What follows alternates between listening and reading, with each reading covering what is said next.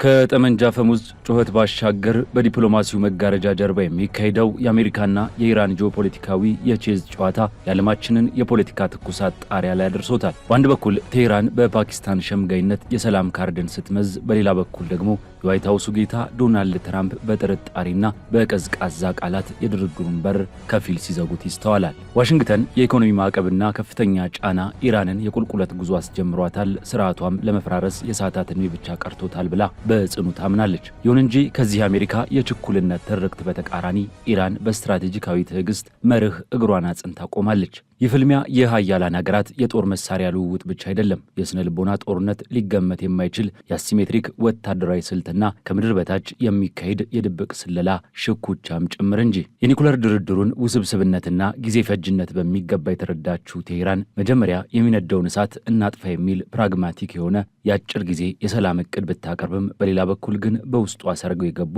የሞሳድ ሰላዮችን በሞት በመቅጣት የማያወላውል የደህንነት ጥንካሬዋን ለጠላቶቿ እያሳየች ነው። እንግዲህ የቴክኖሎጂና የኢኮኖሚ ጉልበትን ከጂኦግራፊያዊ ብልጫና ከማይበገር ስነ ልቦናዊ ጽናት ጋር የሚያፋጥጠውን ይህንን እውነተኛ ዓለም አቀፍ የፖለቲካ ትሪለር ፊልም መሰል ትዕይንት ወደ ውስጥ ዘልቀን እንደሚከተለው እንቃኘዋለን።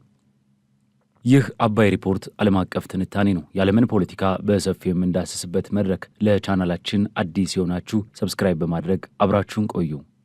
ወዳጆች፣ ዛሬ የምንወያይበት ጉዳይ የዘመናችንን እጅግ ውስብስብና የዓለማችንን የፖለቲካ ትኩሳት ጣሪያ ላይ ያደረሰውን የአሜሪካና የኢራንን የጂኦፖለቲካ ቼዝ ጨዋታ ነው። ይህንን ጦርነት የዲፕሎማሲና የስለላ ትሪለር ፊልም የሚመስል እውነተኛ ዓለም አቀፍ ትዕይንት ወደ ውስጥ ዘልቀን እንመልከተው። ነገሩ የሚጀምረው ከጠመንጃ ፈሙዝ ሳይሆን ከዲፕሎማሲያዊ መጋረጃው ጀርባ ከሚደረጉት ሽኩቻዎች ነው። በቅርቡ የኢራን ዜና ወኪል የሆነው ኢርና ይዞት የወጣው ሪፖርት የዓለምን ትኩረት ስቦ ነበር። ቴህራን በፓኪስታን አደራዳሪነት አዲስ የሰላም እቅድ ለዋሽንግተን ማቅረቧን ይፋ ማድረጉ በሁለቱ ሀገራት መካከል ባለው የጦርነት ደመና ውስጥ ትንሽ የብርሃን ጭላንጭል የፈጠረ መስሎ ነበር። ምንም እንኳን የዜና ወኪሉ የዚህን አዲስ የሰላም እቅድ ጥልቅና ዝርዝር ጉዳዮች ለሕዝብ ይፋ ባያደርግም፣ የፓኪስታን ባለስልጣናት ግን ይህንን የኢራን እቅድ ለአሜሪካ ማድረሳቸውን አረጋግጠዋል። ይህ ድርጊት በራሱ ጦርነት መሀልም ቢሆን ዲፕሎማሲ የራሱን ድብቅ መንገድ እንደሚፈልግ የሚያሳይ ሕያው ምስክር ነው። ነገር ግን የዋይት ሀውሱ ጌታ ፕሬዚዳንት ዶናልድ ትራምፕ ይህንን የሰላም ጥሪ የተቀበሉበት መንገድ እጅግ ፈጣንና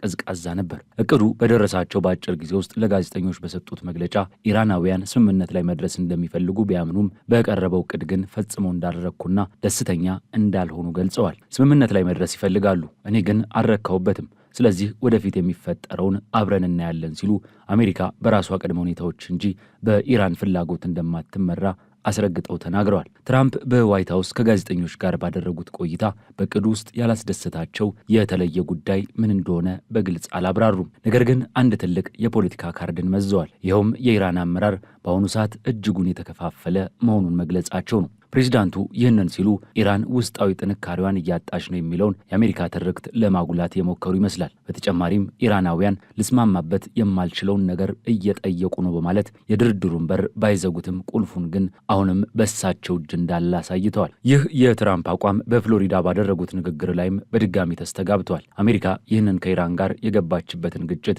በቶሎ ቋጭታ ለጊዜው የሚሰራ ማስታገሻ አድርጋ ከ3 ዓመታት በኋላ ሌላ ችግር እንዲፈጠር እንደማትፈቅድ አበክረው ተናግረዋል።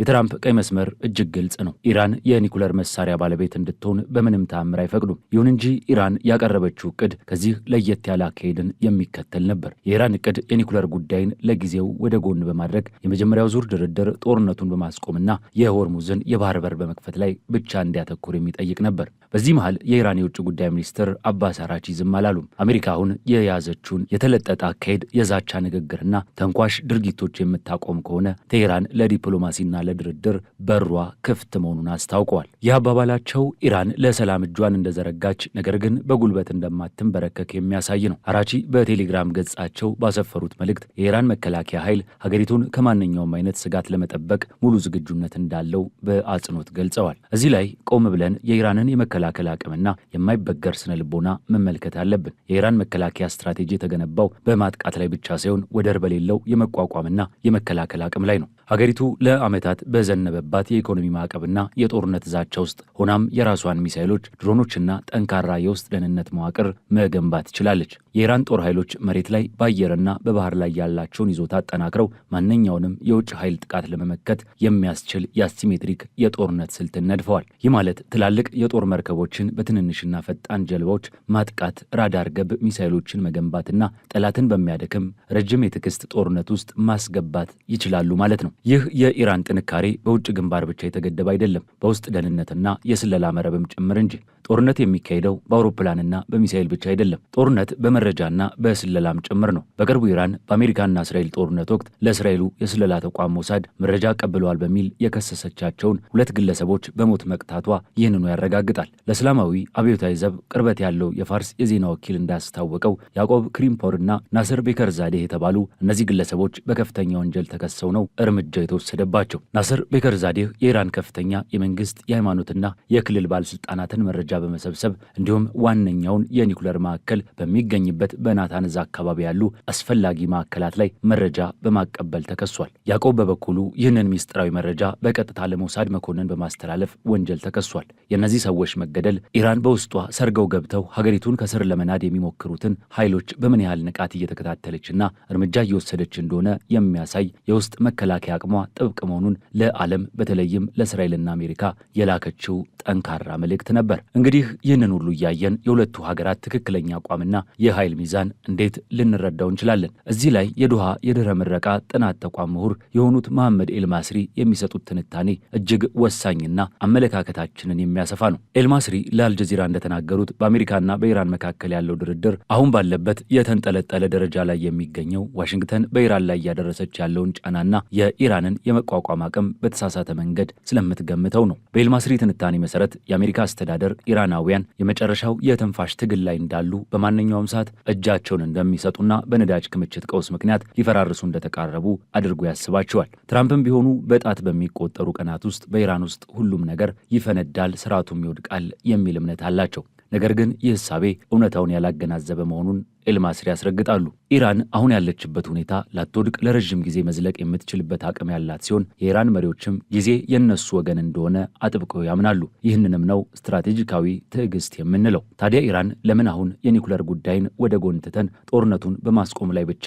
የሚያተኩር የአጭር ጊዜ ስምምነት እናድርግ ብላ ጠየቀች? ኤልማስሪ እንደሚሉት ይህ የኢራን ብልሃትና ተጨባጭ የፖለቲካ እይታ ውጤት ነው። የኒኩለር ድርድር እጅግ በጣም አድካሚ፣ ውስብስብና ዓመታትን የሚፈጅ መሆኑን ኢራናውያን በሚገባ ያውቃሉ። በዚህ ረገድ ኢራን የዓመታት የድርድር ልምድ ያላት፣ ዲፕሎማቶቿም እጅግ የተዋጣላቸው ናቸው። በአንጻሩ የትራምፕ አስተዳደር በዚህ የኒኩለር ፋይል ላይ ካለው ልምድ ማነስ አንጻር ጉዳዩ በሰዓታት ወይንም በጥቂት ቀናት ውስጥ ተነጋግረው የሚቋጩት እንዳልሆነ ኢራን በሚገባ ተረድታለች። ስለዚህም ነው መጀመሪያ የሚነደውን እሳት እናጥፋ፣ ሆርሙዝን እንክፈትና ቀስ ብለን ወደ ውስብስቡ የኒኩለር ጉዳይ እንገባለን የሚል ፕራግማቲክ የሆነ እቅድን ያቀረበችው። በአጠቃላይ ስንመለከተው ይህ ጉዳይ የአንድ ሀገር የበላይነትና የሌላው መሸነፍ ብቻ ሆኖ የሚታይ አይደለም። አሜሪካ በኢኮኖሚ በቴክኖሎጂና በወታደራዊ ኃይሏ ብልጫ ቢኖራትም እንኳን ኢራን በበኩሏ ባላት ጂኦግራፊያዊ አቀማመጥ፣ ስነ ልቦናዊ ጽናት፣ የውስጥ ደህንነት ጥንካሬና ዲፕሎማሲያዊ ብልሃት እኩል እየተፋለመች ትገኛለች። ትራምፕ ፈጣንና ዘላቂ የሆነ የፖለቲካ ድል ያለምንም የኒኩለር ስጋት ሲሹ፣ ኢራን ደግሞ ጫናዎችን እየተቋቋመች የራሷን ህልውና ሳታጣ በረዥም ጊዜ ሂደት የምታገኘውን ጥቅም እያሰላች ትጓዛለች። የኢራን ጦርና የደህንነት መዋቅር ሀገሪቱን ከውጭ ወረራም ሆነ ከውስጥ ሰርጎ ገቦች እንዳሁኖቹ የሞሳድ ሰላዮች ለመከላከል በተጠንቀቅ መቆም ጦርነቱ ጠረጴዛ ላይም አውደ ውጊያ ላይም እንዲሁም በድብቅ የስለላ ዓለም ውስጥም እኩል እየተካሄደ መሆኑን ቁልጭ አድርጎ ያሳየናል። እኛም የዚህን ታሪካዊ ክስተት መጨረሻ ልክ እንደ አንድ አጓጊ መጽሐፍ ቀጣይ ምዕራፍ በተመስጦ ከመከታተል ውጭ ሌላ አማራጭ የለንም። የዛሬው ዓለም አቀፍ ትንታኔያችን በዚሁ ተቋጨ። ስለተከታተላችሁን እያመሰገንን ለቻናላችን አዲስ የሆናችሁ ሰብስክራይብ በማድረግ ቤተሰብ እንድትሆኑ እንጋብዛለን። ከሰዓታት በኋላ በሌላ ዓለም አቀፍ ጉዳይ እስከምንገናኝ ሰናይ ጊዜ